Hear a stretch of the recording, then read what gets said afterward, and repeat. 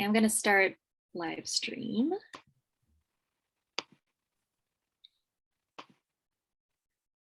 Hey everyone, thanks for joining. So I'm Naomi Grenitz. I'm an aide for Council District 1, Councilman Sandoval. And thanks for spending your lunch hour, a little bit of your time during the day with us here to learn about the Near Northwest Area Plan. I'm going to be starting a live stream on Facebook because we do have some people that like to watch on Facebook. And as soon as I confirm that that is going, we will officially begin.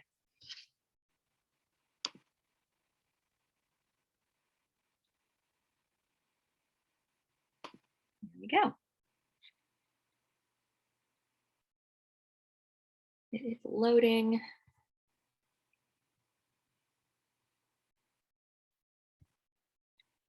All right, I believe we are live. Perfect. All right, so again, thanks so much for joining us. This series, Ask a Planner, is meant to be a very casual Friday opportunity to connect directly with staff from various departments, various agencies within the city that focus on different types of planning. So we've had everything from parks planning to Denver Water, which is not technically a city agency, but very important. We've had the planning department, community planning and development, here a few times to talk about different topics. So this really is meant to be just very accessible, kind of casual. And today we are very, very grateful to have Ella and Edson from the community planning and development. And we are going to be doing a little quick overview that they've prepared for where we are in the Near Northwest Area Plan. And what this phase is, what exactly the plan is, in case you're not familiar with it, and how you can get involved and the impact that it will have on our neighborhoods in Northwest Denver for the next 20 years. So I'm, again, streaming live on Facebook. If I do see anybody join with phone, I will share instructions for how to participate over the phone. But otherwise, once they're done with the presentation, it's really just open for Q&A. So since we're a nice small group today, feel free to just raise your hand or unmute yourself, ask a question. It's really meant to be a conversation. And again, if anybody's watching on Facebook, I will monitor Facebook. You can put questions in the comments and we can ask them later on. In addition, anyone on Zoom now, feel free to put questions in the chat. And we'll save the discussion, the Q&A discussion for the end. But if you do have any clarifying questions as the presentation is going on, please do put them in the chat. We want to make sure we're all understanding the terms and what's being talked about. So absolutely let us know if you want us to just go back and restate something, say it in a different way. If there's an acronym that you didn't quite catch, please let us know. So with that, I'm going to turn it over to Ella and take it away.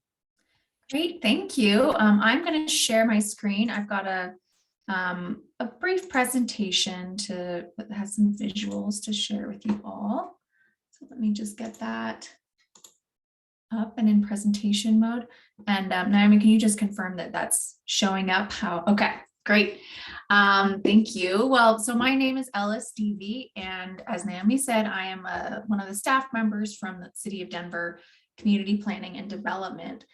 So I'm on our team working on what we're calling the Near Northwest Area Plan. So I'm just going to give a little overview about that. So yeah, today, again, it's an informal presentation. This is, and then we'll really just open it up for Q&A at the end, but I will provide a little planning overview, what plans are and why we do them. And then I'm going to hand it over to my colleague Edson, who's going to talk about what we heard in the previous phase, and then where we're heading in this upcoming phase that we're just kicking off right now. So we'll just give a little overview of that, and then we'll open it up to any of you for questions and answers. So first, just high level, why plan? What are these plans? So the purpose of plans is to create a shared vision that addresses diverse needs and concerns of the community. So the kind of outcome of a plan is an actual document. Well, for most people it's online, but it is possible to also hold it. But it is a document that memorializes the conversations that we're having and is ultimately adopted by City Council. So these plans cover a lot of different topics. They look at things like land use, building forms, so what the actual structures look like and feel like, affordable housing, businesses and jobs, transportation, how we all move around, and access to things like parks, food, and healthcare.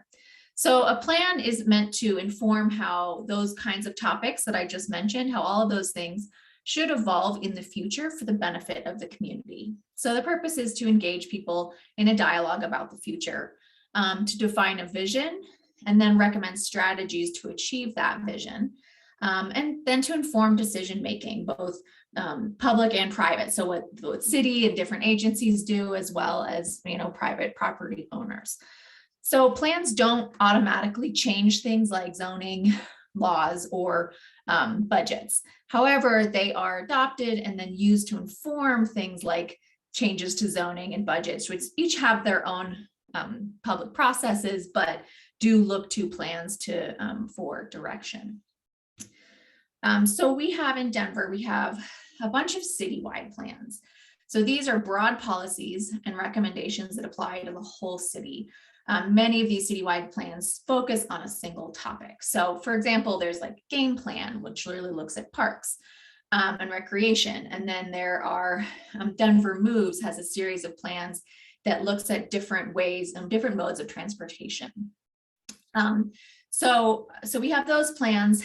When we're talking about the neighborhood plans, we're going to be focusing a lot on two plans, which is comprehensive plan, which sets these broad visions for the city, and then Blueprint Denver, which is the land use and transportation plan.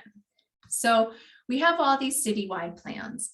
And then as you can see from this graphic on the right, nested below those are what we call neighborhood and small area plans.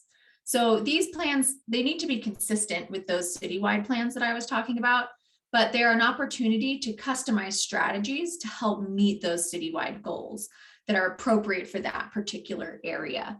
So they provide detailed recommendations that apply only to that specific geography, but within that area, they address many topics and show how the systems interrelate at that local level. So the Near Northwest Plan is one of those small area plans. So this is one of our plans that covers a lot of different topics in a specific geography that's within Council District 1. So the Near Northwest Area Plan includes 4 neighborhoods. That's the Chaffee Park, Sunnyside, Highland, and Jefferson Park neighborhoods. So we've kicked off this process. Just want to give an overview of kind of the whole process. It's about a 2-year planning process. So it's a pretty long scope when you think about it. And we have wrapped up before the holidays. We're just wrapping up what we called kind of the understanding the area. Edson's going to talk a little bit more about that next. But then right now we're just kicking off this next phase, which is we're really confirming what we heard in the first phase, defining those issues, and then getting to start to develop those initial recommendations. So when we think about what's our vision for the next 20 years, we think about what are some of the issues that we have and the problems that we're facing, this is when we're going to start to tease out, well, what are we going to do about that? So while we're going to start to really dig into the meat of this all in this phase, I just want to point out that there are a lot of steps still coming. So we're going to start to talk about all these issues, but we're not going to be fully resolving them in this phase. We're going to have these following phases where we're going to start refining the recommendations that we're starting to think about now. We'll work on those more. Then they'll all be drafted into a plan that people can review in a content that's very similar to what its final its final form will look like. And so both of those, for all those steps, we'll have a lot more interface with the public. We may be back here for a future Ask a Planner. So just wanting to outline that there's a lot to come as well with the anticipated adoption in 2023. So with that, I'm going to hand it over to my colleague Edson, who's going to dive into the phase that we just completed, as well as the one that we're just beginning. Thank you, Ella. So one of the things we want to do is just have a quick recap of phase one and and just highlight some things that we heard during this period, which were likes, dislikes, and ideas from the community. And so with that, next slide. So we provided multiple ways for people to get engaged, including a virtual community meeting, as well as interactive surveys. But also we were out in the community to engage them in neighborhood community events, such as the Honey Halloween Party, the Sunnyside Music Festival, the Quig Newton Basketball Tournament, and several back to school night events that were both in English and Spanish. And here's some of the numbers just so that you can see. So far we received 1,871 map comments. We've had 513 youth engaged. We've had multiple community events where we've reached over 500 people, and then 6 steering committees. So just kind of giving just phase one, kind of some of the numbers. Next slide. With this is like, we just want to quickly go over some of the things that we heard in phase one. So this is providing more of a detail that can be found in our community engagement summary, but the green dots represent some of the things people liked. The red dots are dislikes, and the blues are general ideas that folks had, specifically around land use. So for land use, this map here, we heard a lot about liking the historical character, the architecture, and the diverse history. But in contrast, a lot of the dislikes, the red dots, also had to do with the loss of historic charm through like scrapes and the loss of identity, as many residents have been moved out of the neighborhood, specifically the Hispanic and Italian neighbors here. Next slide. For mobility, when we're asking mobility questions, a lot of the folks said that they liked the walkability of neighborhoods, the proximity to downtown, and the access to the light rail and highway. But some of the dislikes and ideas were concentrated along the major roads where people had safety concerns, as they are currently major barriers for crossings. And a huge example of that is 38th. And so we heard a lot of concerns around 38th and how that's difficult to cross for certain individuals, and especially like youth as well. Next slide. So as part of phase one, some of the key documents that we developed included our existing conditions analysis, which includes 2 critical documents, the briefing book and the pattern book. The briefing book has existing condition data, all kinds of charts and maps that tell the story of the makeup of the neighborhood today. And the pattern book identifies built environment patterns that exist and how certain patterns have changed over the years and why. And so in addition, we have created an engagement summary to summarize all the feedback we received during that phase one. And these background materials are something that we're making it available for anyone to read. And they're critical in developing the issues and opportunities summary that you can now review online. And so we included a link in this PowerPoint that you can access as well, and it's on our website. And then the document will help inform community decisions in phase two. So it's always good to like go back and look at these documents. Next slide. And so now that we're in phase two, we're looking to gain consensus on common goals, issues, and identify preliminary strategies. And so some of those goals look at taking a deeper dive in key topics and themes that came out of phase one, like 38th is a great example, and to discuss neighborhood specific issues. And so with that, we are kind of looking to brainstorm with the community ideas, solutions, alternatives, and specific projects to help solve key issues and meet future vision for this area. Next slide. And so with that, we wanted to also highlight some of our engagement goals as we move forward. And so over time, our planning process has evolved significantly over the years as how we reach out and hear from the community.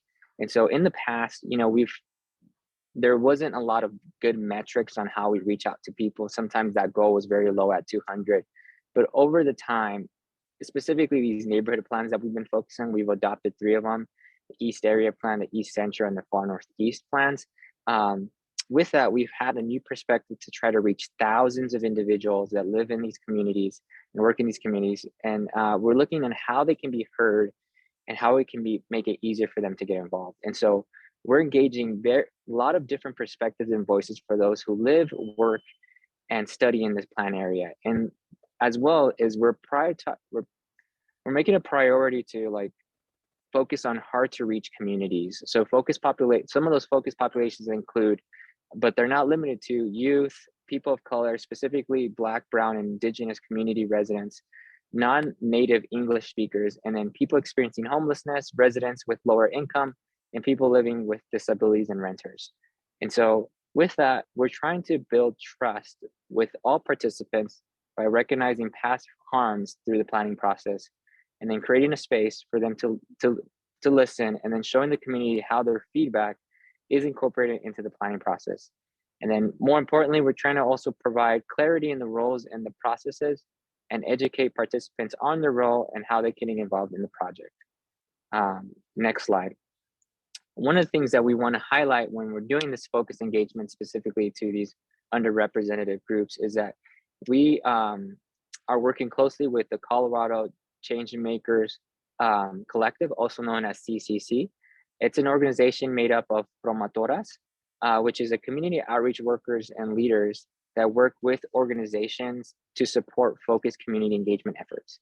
So they aim to empower Latino and Latinx families and communities to participate and engage authentically in community decision-making processes like a neighborhood plan like this. And so we're helping build greater relationships between the Latino and Latinx communities and families and organizations. So working with CCC to really advance the second and third goal to prioritize hard to reach communities and build trust. And then CCC has already identified people that live in these areas, in these 4 neighborhoods, and are working with them so that they can go and reach their neighborhood.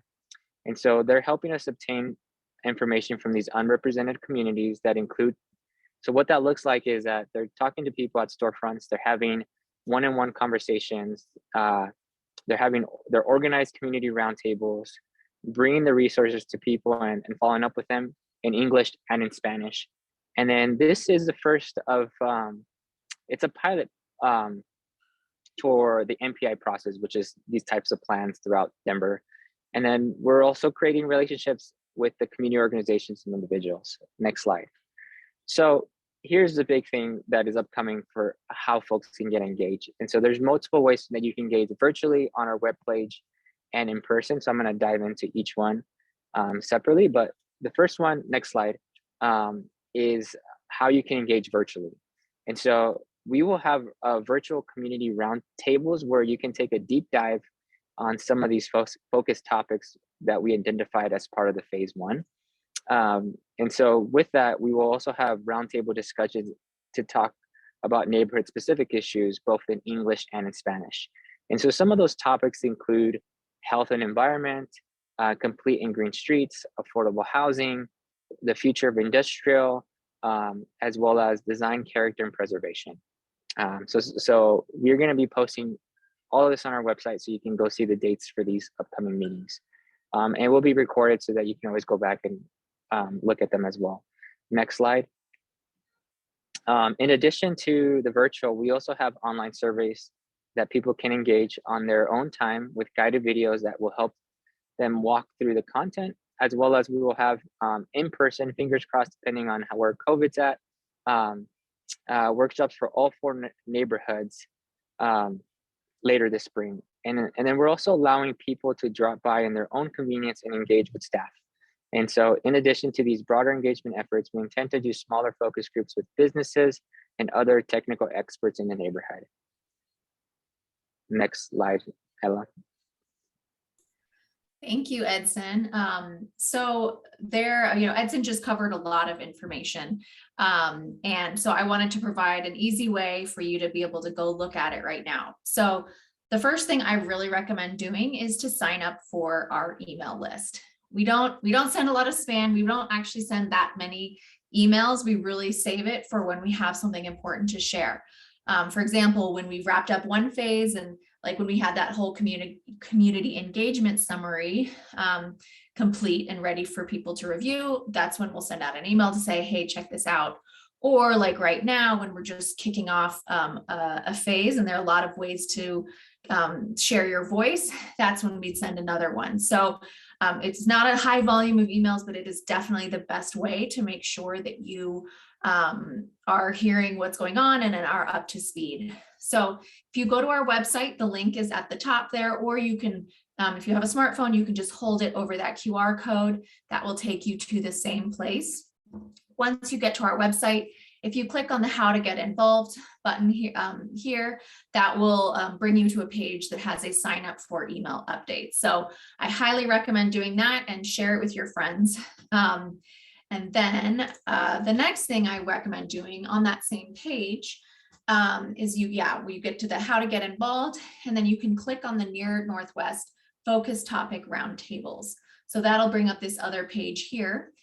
Where you can actually go ahead and sign up for those first set of roundtable discussions that are based on topics that Edson was talking about. So as you can see, the next one is next week. It is starting on March 8th to talk about health and environment. So these are all on Zoom. You can go ahead and register on our website and then join it at the time of. You'll get an email reminder if you've registered in advance. So those discussions based on topic will extend through March. You can see the 5 here with the affordable housing and wealth building on March 23rd. So those are what you can sign up for right now. In the coming, in the next week or two, we're going to start to have those other events that Edson was talking about. So you'll be able to sign up for the neighborhood-based virtual events, also on Zoom. And then we're going to have information about the in-person neighborhood events, all of that coming soon. So a couple of things to look out for. That next email update, as I mentioned, we'll have one in the next week or two once we've got the next batch of events that are up on the website that you can register for.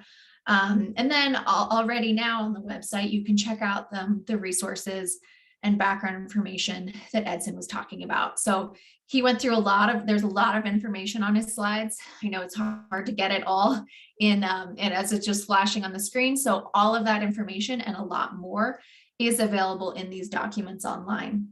So you can check out the community engagement summary from the last phase, the pattern book, the briefing book, and then all of those inform the issues and opportunities summary report. Last thing we have, our team is going to be starting what we're calling our street campaign. We're going to be out on the street with yard signs and flyers and going to businesses to leave flyers. So you should be hopefully seeing some more activity around that. So keep an eye out for that in your community. And then finally, if you have, well, obviously we're going to have questions and answers starting right after this presentation, but I wanted to share Edson in my email. Just in case you have, something comes up that you don't think of in this You you're welcome to reach out anytime. You can reach out to both of us. Edson is bilingual, so if you have any Spanish translation needs, you can just write directly to him. We're happy to hear from you and answer questions. And then I'll open up for questions that you do have right now at the moment. And I'm just gonna stop sharing so I can see you, but I'm happy to pull back up any slides that you guys want to see. Thanks so much, Ella and Edson. So since we have just a nice intimate group here today, including someone who's been very involved with the Near Northwest area plan, I was thinking maybe we could just introduce ourselves, John, Nancy, Michael, a little bit. What neighborhood are you in? And just any thoughts about the presentation or any questions you have. I think I'm going to start with you.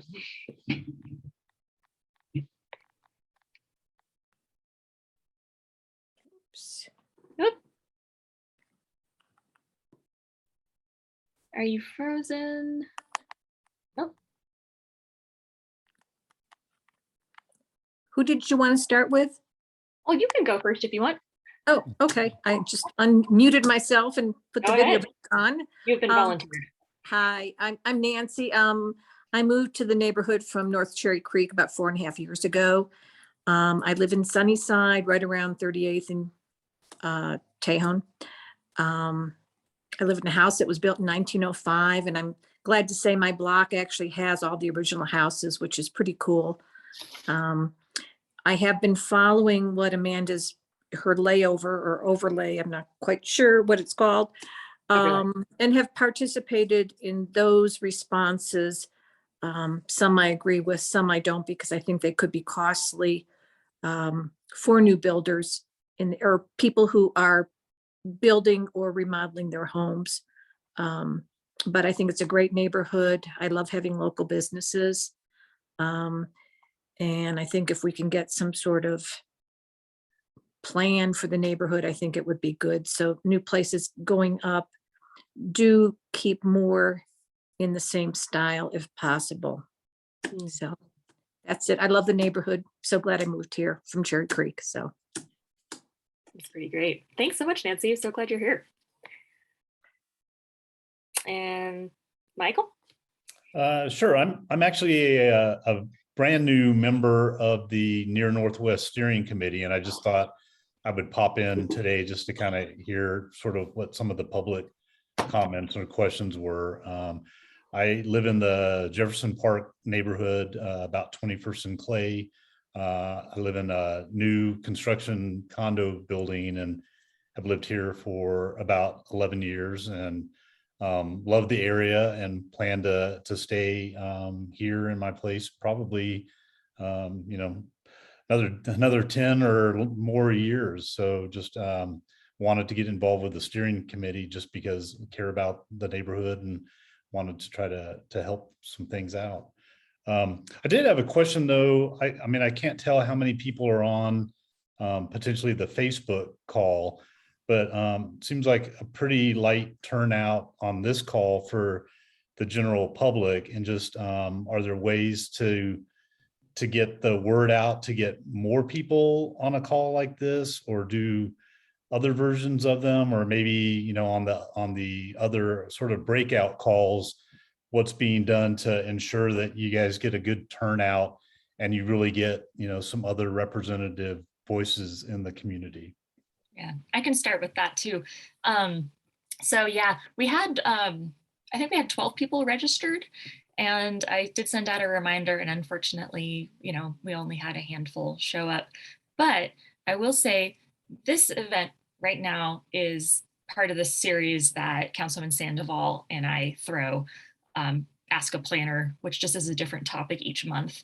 And I think from our side, what we would love to do is help direct participation really to the planning department's project events that are happening. So today is, again, more part in this series of kind of come and have a casual lunch and learn conversation. Maybe we, get some new faces who this time works for.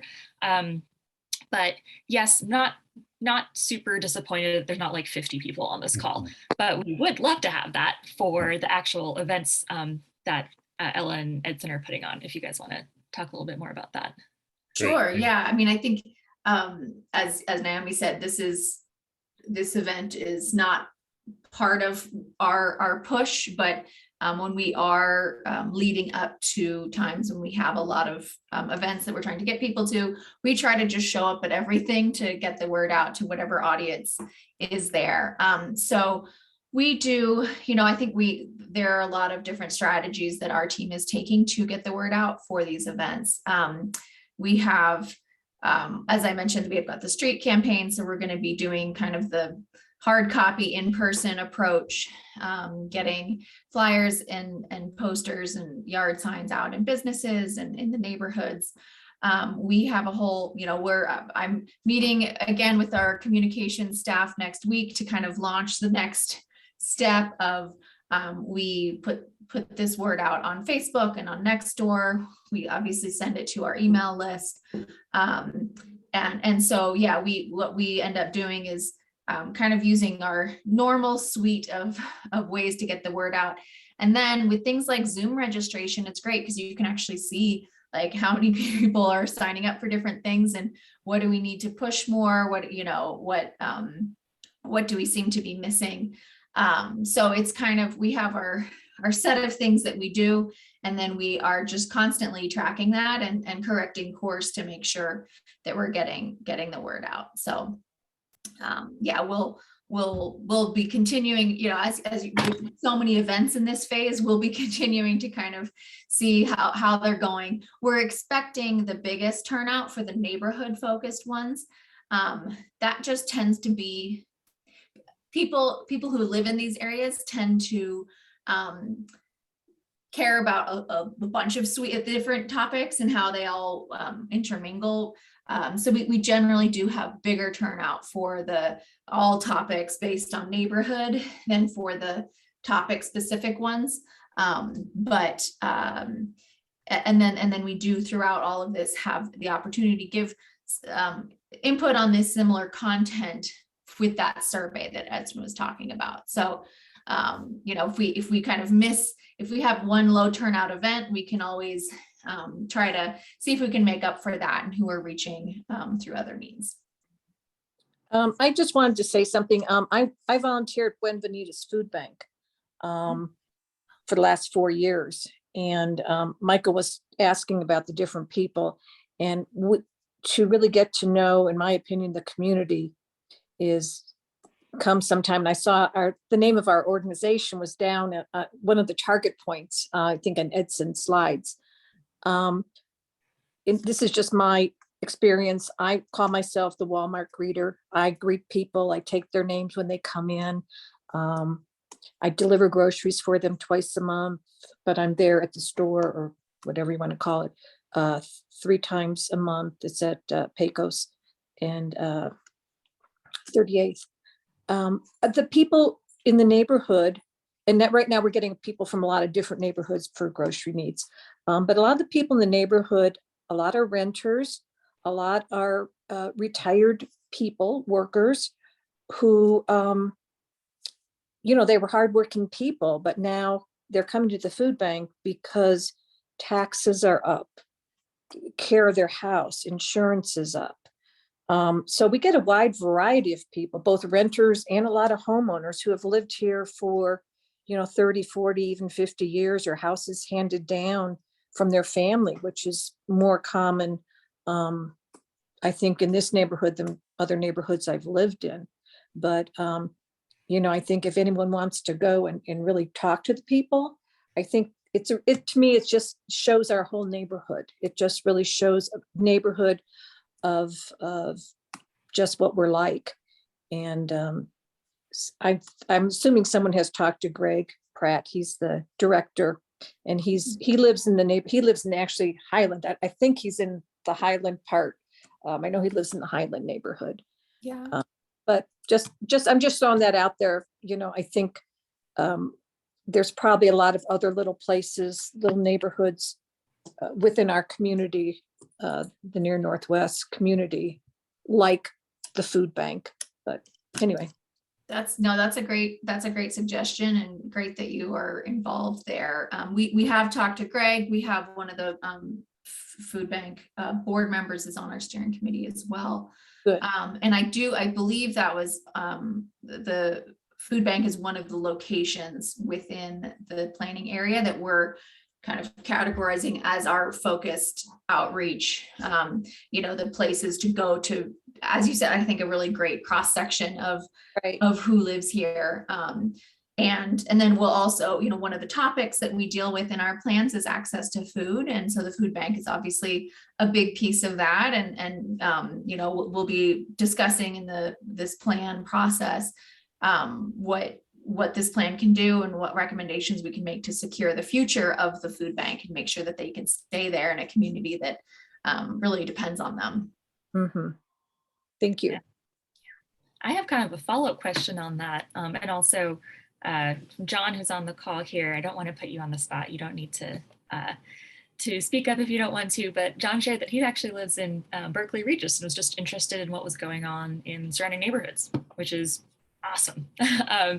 And I think that made me, and then plus what Nancy was saying about who comes and uses the food bank made me sort of have a question for you, Ella.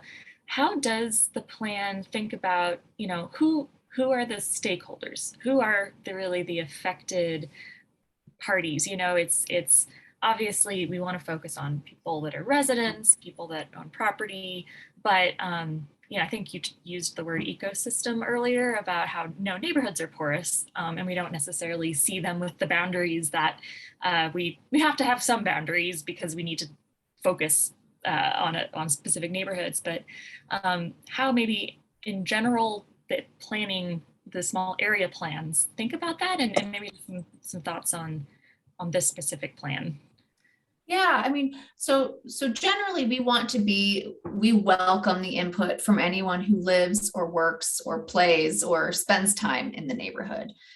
This isn't just for like property owners or, we really want to get the input for anyone who cares about this area and spends time there and is invested in what it's like in the future. The input is definitely very welcome from all of those groups. In terms of like being able to kind of keep track of who we're hearing from and how that compares to that group of people, we look at a lot of the census data. So it is the people who live there, but not, they could be renters, they could be homeowners, or anything in between. And so what we end up doing is, you'll notice in the events that we're holding, we actually ask for people's demographic information. It's anonymous. It's not connected to their names or their responses, but we do ask basic demographic questions because we want to be comparing who we're hearing from in this process to who lives there. I think often these processes, it's easier, and we have historically been better at reaching certain demographics of neighborhoods. So in recent years, we've started comparing who we're hearing from who's that whole population. And then that's where the focused engagement that Edson was talking about comes in, where we say, okay, we're hearing not enough from these certain groups that he mentioned. And so we're going to put more effort into showing up at the food bank, having this Pro Mentora program so that we can balance that out a little better and make sure that we are hearing from the people who are there.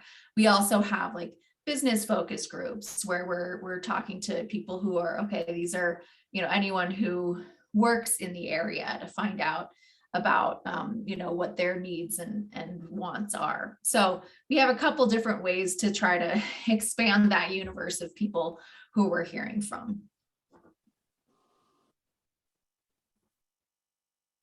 Awesome. Let's see.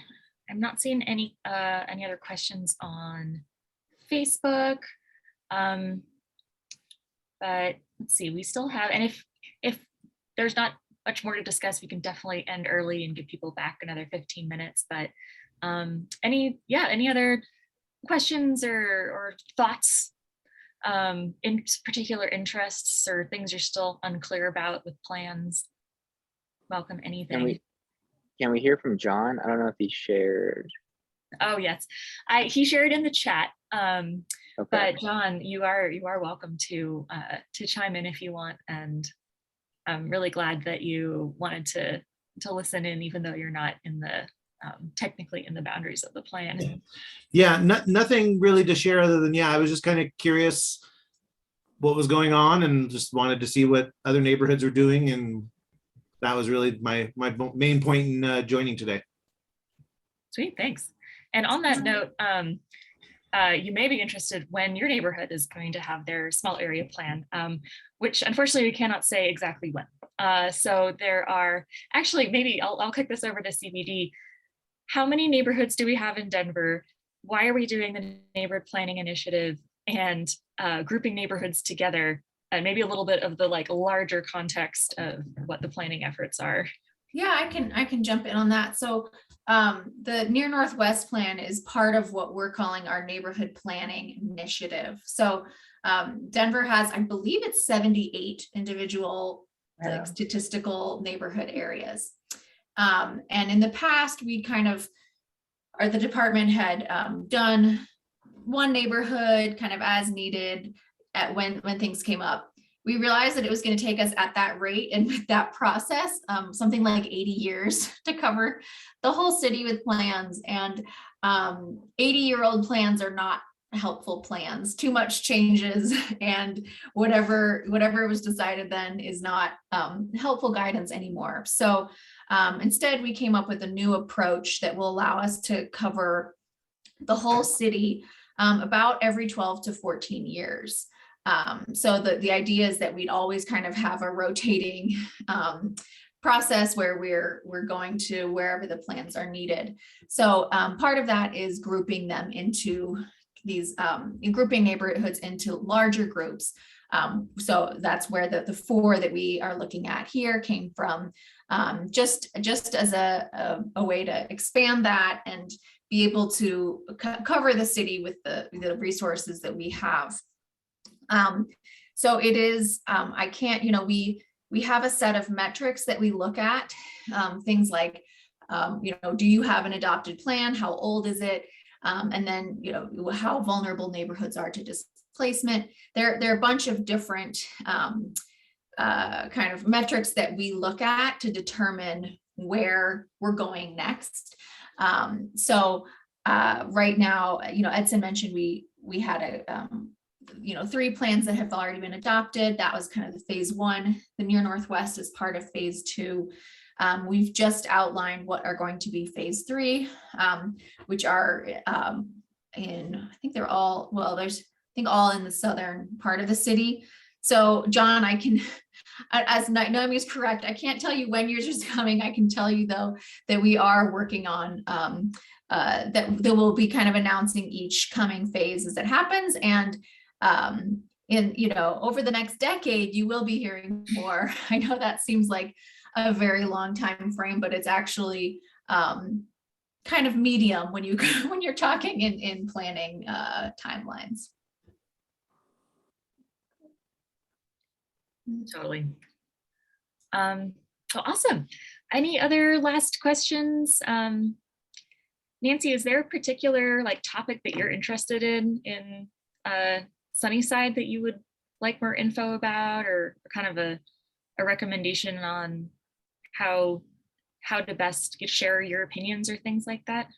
You can customize this meeting for Well, you. I think to get people's opinion who live in Sunnyside, it's a wide group of people, obviously. Sure. In my opinion, on my block, I didn't realize I would be one of the oldest people on my block, but I think 8 houses have sold in the last year, all to people in their late 20s and early 30s, which is nice getting young people in, but trying to keep some of the same, allowing more options for people who have been here for a long time to remain in their homes, to me, is important to keep the character of the neighborhood. And I know that's very hard to say, just because of just higher costs for just basic, utilities, taxes, insurance, things like that. But I think it's a great neighborhood. I just think if the city can really reach out to a lot of people who do rent and more low income owners of homes, and get to see what they need, they probably wouldn't know how to have a Zoom call. A lot of people don't have cell phones. I mean, a lot of older people, they just still have their home phone. So it's kind of, I don't know how best to reach out to, local people. I think get-togethers like the city has had, sponsors are good, but I know with COVID that's been, difficult. But that's what I'm concerned about, really keeping the character of the neighborhood for both new people and people who've lived here for a long time, both owners and renters, and getting in businesses, which we are getting more businesses in, but for the city being cognizant of the small businesses, and being a friend to them too, because that's to be able to walk places. I mean, this morning I walked over, to the library and picked up a library book and dropped by a friend. She came with me. Then we walked around a little bit, and that's the beauty of this neighborhood. You can just walk to locavores now, and we're just so blessed, I think. So those are my concerns, but I love living here. I mean, these are all issues and that we're going to be addressing and grappling with in this planning process. So yeah, very glad to have you here, and I would love to have you join any and all of our upcoming events. And there'll be the online survey as well, which is kind of a computer version of the conversations we'll be having. So I think yeah, I would recommend keeping an eye out for that. It'd be great to have your input in any and all of those. Yeah. And, And a and follow-up Nancy, question. Oh, sorry, go ahead. I just wanted to add real quick too. You make some fantastic points, and I think at least from our staff perspective, that's the internet accessibility is something that we did really focus on, and Amanda Sandoval specifically asked for as well, is looking at creative ways. The Promotora is one avenue of several that we're looking into of just how to reach these individuals. Specifically like the baby boomer generation as well, of like how they can get involved with limited resources or just internet accessibility, and what does that look like in terms of phone internet versus like, internet at home, and how do we reach those folks as well. And so that's things that we are trying to get creative and still getting input from folks how to do it better. Yeah, and I was going to follow up and say so again, from the councilwoman's office, from Amanda Sandoval's office, we've done some like outreach about rezonings for accessory dwelling units, for example. And we've found, and I'd love to hear, Nancy, if you think that this sounds useful, we found that when we've done like door-to-door flyers that have a phone number very large on it for, having equal representation between, hey, visit this website, or you can call this phone number. And the phone number has gone directly to me.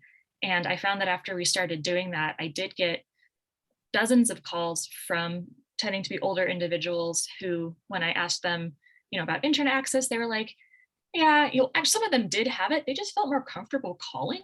Right. It's not that they couldn't, and some people didn't do computers, but having that phone number, I did have a fair number of people reach out to me. And I know that doesn't get everybody, but it did seem that was helpful. And I was wondering if you thought, just kind of given your knowledge of maybe the older folks that in the neighborhood, do you think that like physical flyers or physical mailers with a big phone number would be something that would attract people's attention, or at least some people?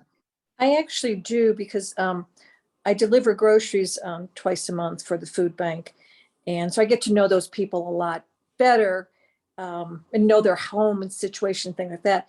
And I think if they got something on their door, they actually would look at it and read it. And again, a lot of these people don't have a cell phone. They may have the internet that maybe one of their kids set up, but they press the wrong button, it doesn't work anymore. I think that is a good way to really contact people in both English and Spanish, because it does. There are a lot of people who come to the food bank who do live in our area, some are completely Spanish speaking or bilingual. And unfortunately, I'm un poquito español. I'm doing my best. I'm going to take lessons, but there is a lot, as you all know, we all live in the neighborhood. It's a large Spanish speaking population. So if it was in Spanish and English, and if we ever answered the phone, Naomi, I don't know if you speak both Spanish and English, I think that would be a big plus. Mm-hmm. Nice. Because people do care what's happening in their neighborhood. And some of them, I think, are just frightened by all the change. And Michael, I shouldn't have said something. I love the new houses too. So I go back and forth. I'm just glad my block is like all of the old houses. But a lot of I like them both equally too. I think I know I think there's room for both. Yeah. Yeah. But I do think a lot of the people who have lived here for a long time, they do find some resentment with the new people moving in. And and a lot of people don't like change, and that can be older young people too. So it's human nature. Yes, it is. Yes, it is. Yeah. Well, awesome. Thank you. Yeah, well, definitely. And Any other creative ways that y'all can think of to get info out? Like Nancy, you were saying, as you do grocery delivery, maybe Bienvenido's Food Bank would be willing for us to have a little like flyer in the groceries or something Well, like that. Yeah, I mean, if you talk to Greg and, Yeah. I could hand things out on Thursday mornings. Mhm. Or have a representative from the city or one of your steering committee members come and ask people questions. I could, ask Yeah. people where they live. I mean, if I'm there and I say, oh, this is like a friend of mine, or, we're trying to help, the food bank, they're very receptive. They're very open. So.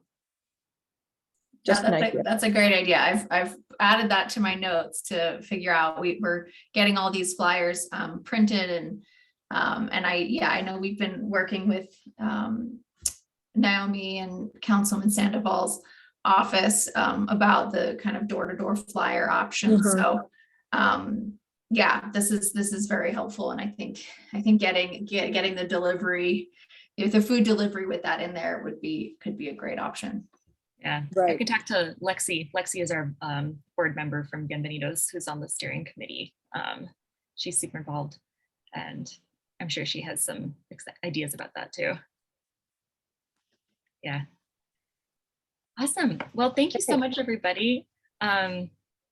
This was really great. Thanks for showing up, and Nancy, really awesome to see you here. I think I've been running the communications for that overlay thing too. So I feel like that name seems familiar. Yeah, you probably had my bad comments, so. I just think having brick is nice, but a lot of people can't afford it. So I think, that was one of my comments, and not having the steps going up. To me, if you want to stay in the neighborhood and you're rebuilding or something, you may be in a wheelchair. It doesn't make sense. So it's not really accessible to everyone. So those are my comments. Yeah, absolutely. But I love the neighborhood. No, it's so, you're not the only person who feels this is a struggle. It's like, how do we preserve what people love about the neighborhood, but also make room for change? And it is not easy, that's for sure. But thank you so much for being involved, and definitely look forward to hopefully seeing it some of the NPI stuff. And thank you so much, Michael. Thanks, John, for popping in. And of course, thank you, Ella and Edson. Really appreciate you guys taking time out of your day. Yeah, thanks for all the work you guys do. All right. Bye. Bye-bye. Great Friday, everyone. Bye.